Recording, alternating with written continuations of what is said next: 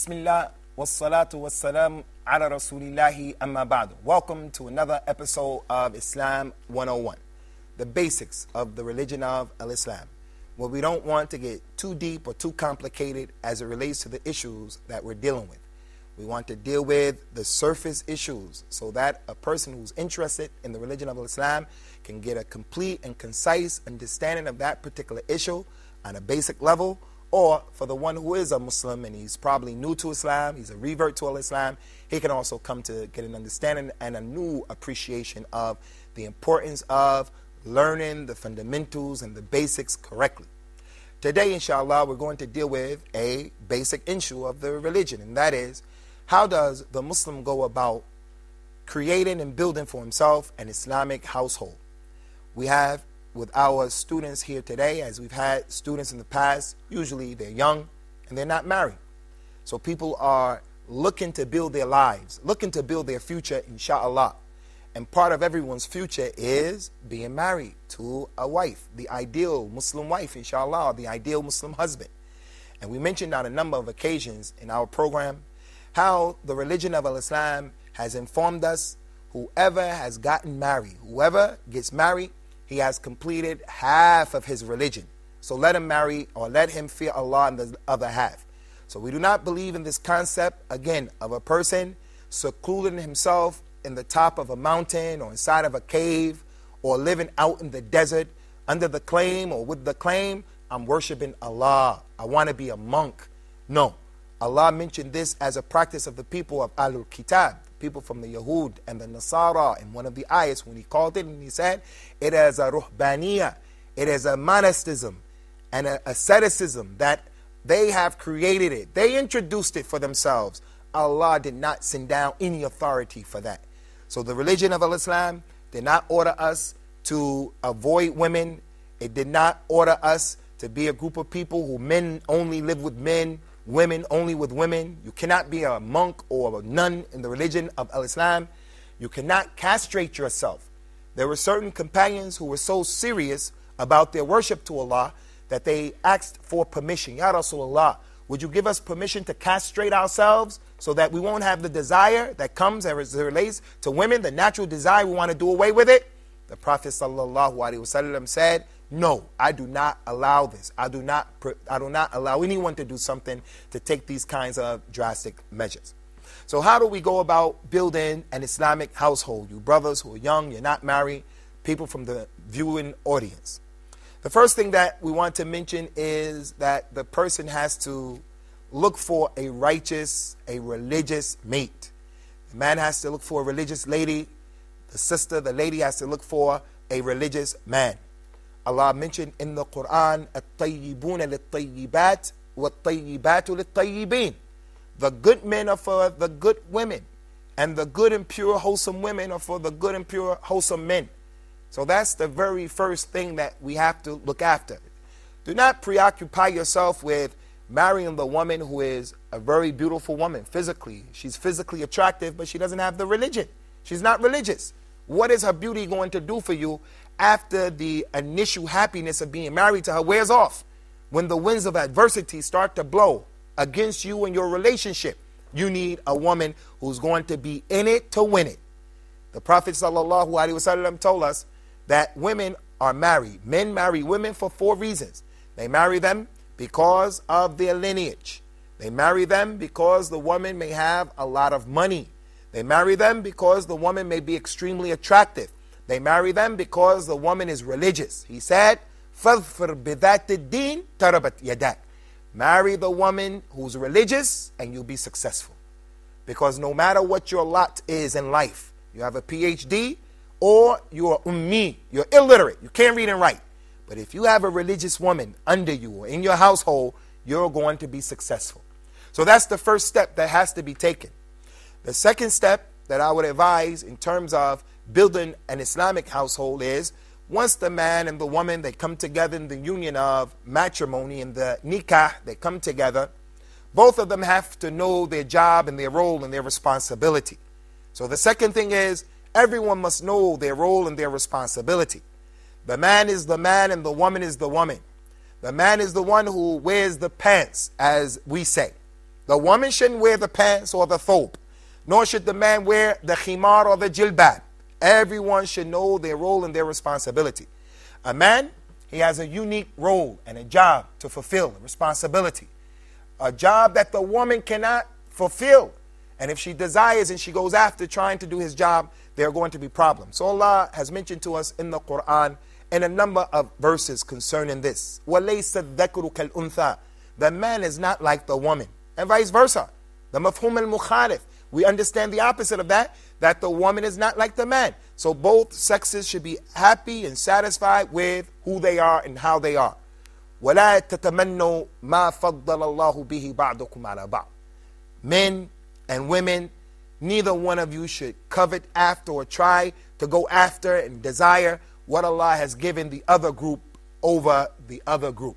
What He has given men and favored them with over the women, women shouldn't go after that. What He has given the women over the men shouldn't go after that. The man shouldn't say, as we find in India, for an example. I don't know, Muhammad, if this is in Afghanistan, but it's in India. If a man wants to marry a woman in India, the woman's family almost has to pay the dowry to the man. I've seen that. I've heard that the woman's family almost has to pay the dowry to the man. This is from Hinduism. It's the other way in Islam. The man is the one who pays the mahar or the dowry to the girl and not the other way. So everyone should know their role and everyone should know their responsibility. The Rasul of Islam, the Prophet and the Messenger of Islam, he told us, all of you are shepherds and all of you will be held accountable for your flock, for your sheep, those people who are under your authority. The man, the father, the husband is a shepherd and he'll be held accountable for his family. The woman, the wife, she is a shepherdess and she will be held accountable for her husband's house and for his children. Everyone has a responsibility and everyone will be questioned about how did you facilitate and take care of that particular mas'uliyah or responsibility. Number 3, ikhwani, my brothers and sisters who are viewing, one of the most important ways of building an Islamic household is the ayat in which Allah has ordered us, O you who believe, save yourselves and save your families from the hellfire. Not just save yourselves. Save yourselves and save your families from the hellfire. قُوْ أَنفُسَكُمْ وَأَهْلِيكُمْ نَارًا. Save yourselves and your families from the hellfire. Abdullah ibn Abbas, who was the habr of this ummah, the scholar of this ummah of al-Islam, he was the prolific alim, the scholar of the Quran, the one who Rasulullah sallallahu alaihi wasallam made supplication, dua to Allah to teach him this Quran, so that when Rasulullah died, there will be a number of people who remain behind who can explain the interpretation and the meaning of the Quran. Not like other books. Once Jesus is gone, I didn't say die. Once Jesus is raised up, because we believe that Jesus has been raised up, and he didn't die, but we also don't believe he was crucified on the cross. We believe that he's coming back. But when he comes back, he's going to make the truth clear. So the Bible, if we wanted to find out, explain to me the Bible.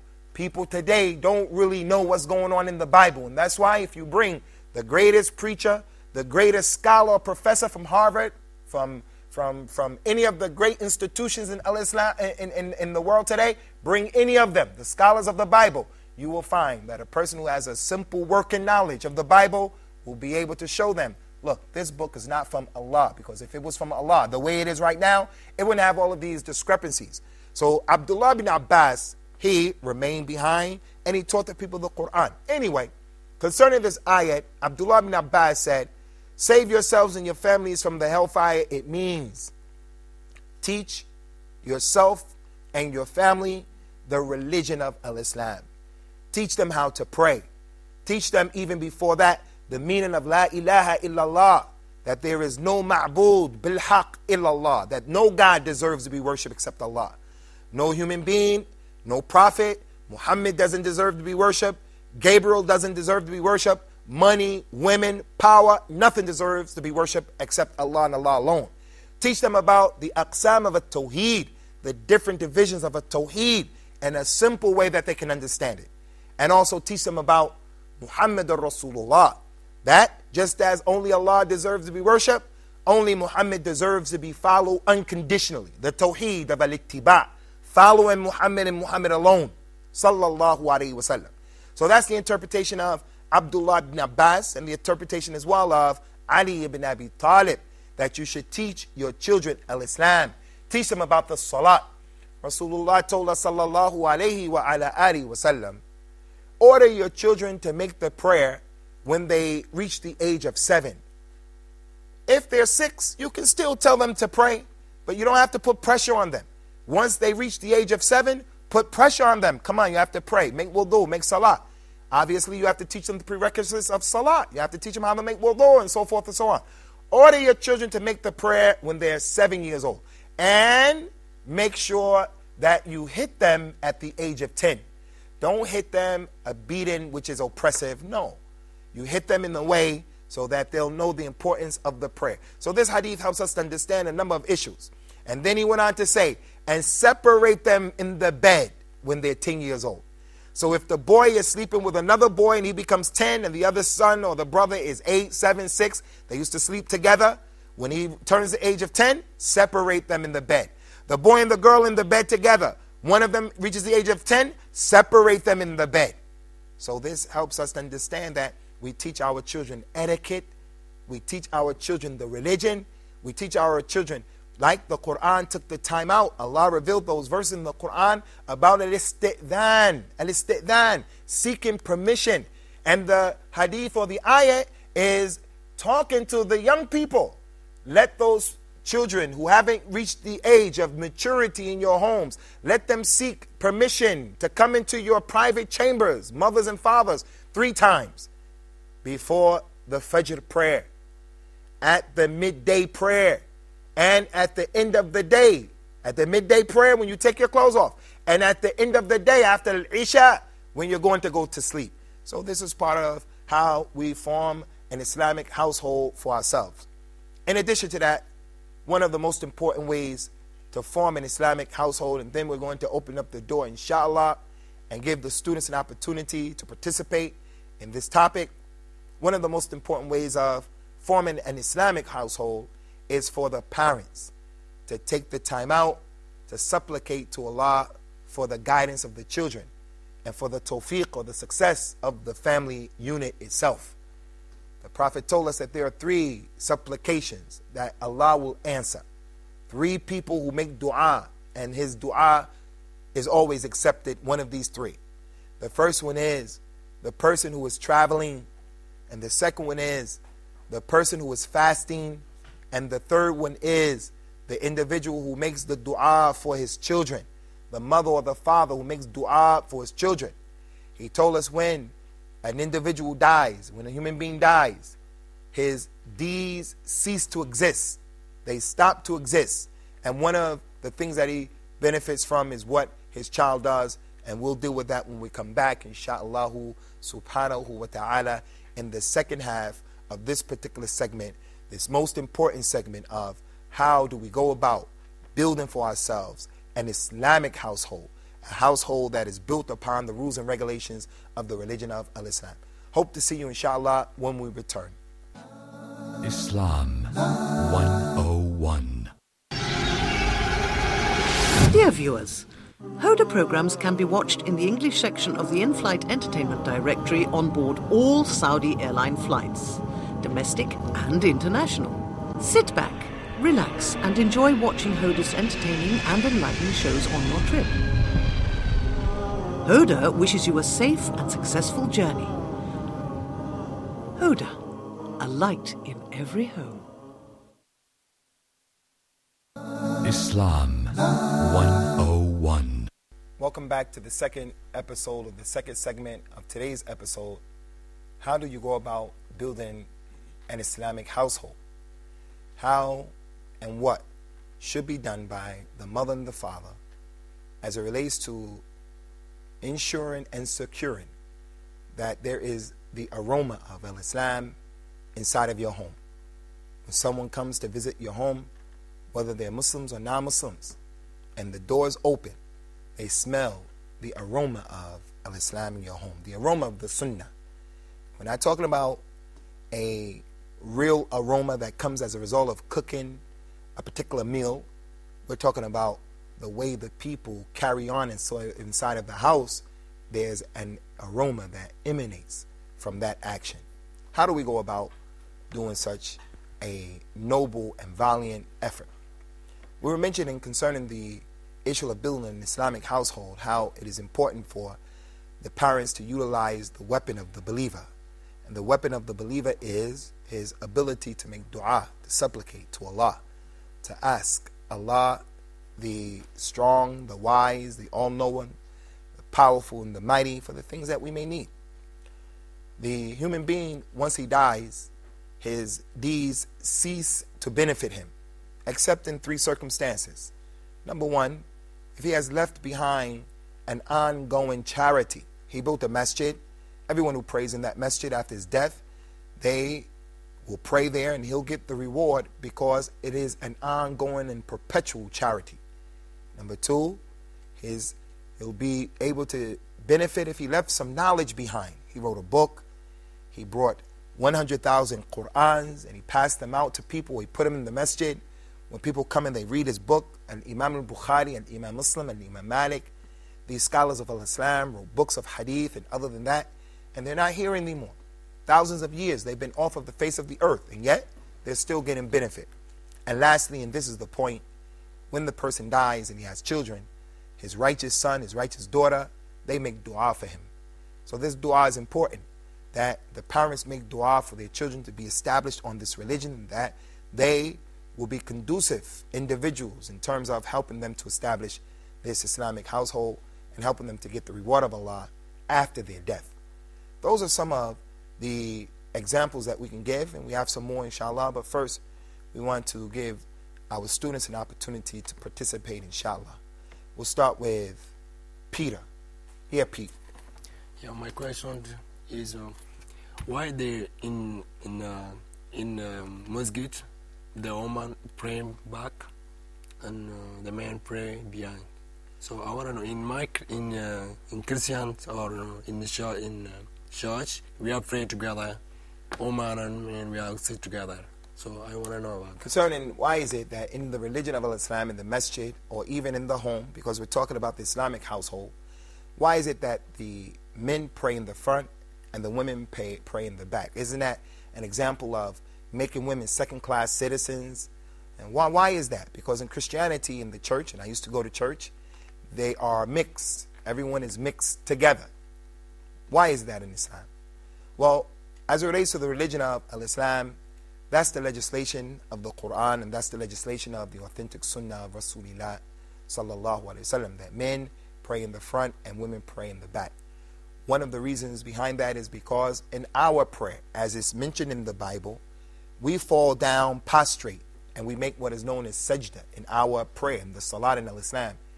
When we fall down to the ground, we put our heads on the ground. And it's not acceptable, nor is it befitting for a woman to be in that position in front of men. With all of the problems between the two sexes here in this world today, a child can barely reach the age of 18, a girl in the U.S. She can barely reach the age of 18, except that she's going to lose her virginity to a man who's not even going to marry her. So which man in his right mind, who's with his family and he wants his daughter to grow up chaste and virtuous, which man is happy when his daughter comes home with a baby in her stomach out of wedlock? In your culture in South Sudan, in the southern part of Sudan, they're not Muslims, but still to this day, the lady who comes home and she's pregnant and we don't know who the father is, or she's young and she's pregnant, that is frowned upon, isn't it? In Islam, it's even worse. So what we want to do is we want to cut off the means and the ways of giving the devil, giving shaitan, the opportunity to create that atmosphere. So we have the separation of the sexes, and that's one of the reasons. Another reason is the woman in Islam, she is going through different things like during the time of the month in which she's on her mens. She doesn't pray at all. She doesn't pray at all. So she can't be the leader of the prayer because there are going to be days where she can't pray with the people anyway. So the trial and the tribulation that comes from women in general, the seductive voice, the beauty, The masjid is a place of concentration, is a place of worship. And we're going to do, inshallah, a topic and a segment about the masjid and the role that it plays in al-Islam. So those are some of the reasons. Akhi Muhammad al-Afghani. Yes, my question is that how can we force our children to pray and at a time we are living in a society that they call for social democracy, and don't let us to force anyone to do anything, especially our children. Concerning the issue of the democracy that these people are calling for, first of all, we believe that they have double standards. Democracy. Certain people, they want to run their countries in non-democratic ways. We find these people going into their countries and changing their governments, and those people have a right to their own determination in terms of what they want to do. So democracy is really a joke, and it's a game that the powerful nations use, and I don't believe it. I didn't buy into that concept of democracy. In America, as an African American, I don't see the democracy in America. Black people are still discriminated against, and there's institutionalized discrimination in America today as I speak. It's better than what it was in the past for black people, but nonetheless, black people are still discriminated against day in and day out. So where's the democracy? So it's just a game. As it relates to our children, they may say the child should be allowed to do whatever they want to do, choose the way that they want to choose. But the person who says that, I don't believe that there's any system of government or any group of people who would really believe in some nonsense like that. Children need directions and they need instructions. In the Bible itself, spare the rod, spoil the child. Spare the rod, spoil the child, which means if you don't hit the child, you're going to spoil him. But what's the hitting that we should do? Is it the child abuse that we have, where the parent picks the child up by the feet and they swing the child and hit the child's head against the wall? No, that individual should be dealt with severely. And in Islam, he is dealt with severely because that child's life is sacred. It can't be taken. His blood can't be spilled. The hidden is the hidden in which you just make the child to understand. That's our religion, and we don't apologize for that. So we're against the two extremes. We're against child abuse, and we're against sparing the rod to the degree that the child becomes the mother or the father. The child can now spit on the parents, punch the parents. No, every parent has a moral and a religious obligation to give his child instruction. Spare the rod, spoil the child. Stay in the middle course. Akhi, amen. In Islamic, you can marry by 4 women, but in Christian, you should marry by the 1 woman. What's different? Concerning the Islamic household, as it relates to plural marriage, we already mentioned the issue, and we've dealt with the issue of marriage in Islam and the topic of plural marriage as well. We dealt with that in details. And we may mention back then at that time that it is permissible to marry multiple women in Islam, 1 or 2 or 3 or 4. And there's a lot of wisdom in that. If you were to take all of the women in the world and you were to line them up in one place and then you match them off with one husband, there are going to be a lot of women who are going to remain unmarried. So what about those women? What should be done with them? So where's the justice and the fairness of that? The man should be allowed, or in Islam he is allowed, to marry more women because they outnumber men. Another wisdom behind that particular issue is if a man has the ability and the wherewithal and the mental state of mind and the physical stamina and ability, and the woman is in agreement with it, why shouldn't he be allowed? Where's the democracy? That's what he wants to do. That's what she wants to do. Where's the democracy? Why do they come and censor what people want to do? How is it hurting you, and why is it your business anyway? But they'll turn around at the same time and look at the double standard and the hypocrisy. It's okay, they'll say, for a man to marry a camel or a man to marry a horse. I saw a program in which a man married a donkey, and he was kissing the donkey and bragging about having relationships with the donkey. And right now he's petitioning the Supreme Court in the United States for the right to marry a donkey. Democracy. Why don't we allow him? Well, they will agree to that and indulge that, but when it comes to the religion of Islam, no, you people are criminals. How can you have more than one wife? Another thing is that there are certain Christians who are in the world today, like in Utah, in the United States, Utah. There are a group of Christians who are called Mormons. They try to stick a bit more strictly to the interpretation of the Bible, but they have their issues. Anyway, they marry more than one woman. And the Christian church is upset with them everywhere you go because they debate what they're doing based upon the Bible. And no one can come and tell them this is not from our religion. So this is why we say over and over again, look, we have to be a group of people who open our minds for intellectual discussions. Don't hate things just because it's strange to you. They say in Arabic, man aada shay, man jahila shay aadahu. Whoever is ignorant about a particular thing, he takes it as an enemy because I don't know it, I don't do it, it's not for my culture, it's not what I want to do, so it must be bad. That is an asinine point of view. That's ignorant for someone to take that position. The things that we don't know and the people that we don't know, the places that we haven't been, are far greater than the people we do know, the things we do know, the places that we have been. So we travel to the earth, through the earth, and we look at people's different ways of living, and what doesn't have inherent harm in it, and evil and dirt and filth, we say this must be from what is beneficial. So this is what my answer is concerning that. Akhi, Nur al-Islam. Allah says in Holy Quran, وَلَيْسَ الذَّكَرُ كَالْأُنْثَى. The meaning is that man is different with women. Many non-Muslims say that Islam is unfair religion because Islam unfair because Islam distinguishes between man and woman, and also Islam gives a different right in politics or in another side in economy. What do you think about this? First of all, we have to understand that, yes, there are differences between the two sexes, and as Muslims, we don't apologize for these unique and distinct differences. And with that being the case, at the same time, even though there are differences, women have been given a number of rights that clearly show and prove they have been honored in the religion of Islam. And we'll deal with those rights, inshallah, in a topic, an episode, all unto itself. Women in Islam and their rights. And we'll refute, inshallah, the feminist call that women are equal to men and women should be like men and women are being oppressed in the religion of Islam.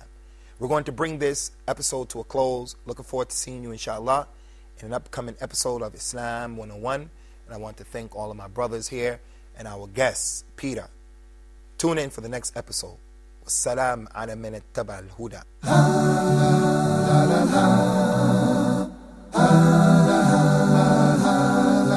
Islam.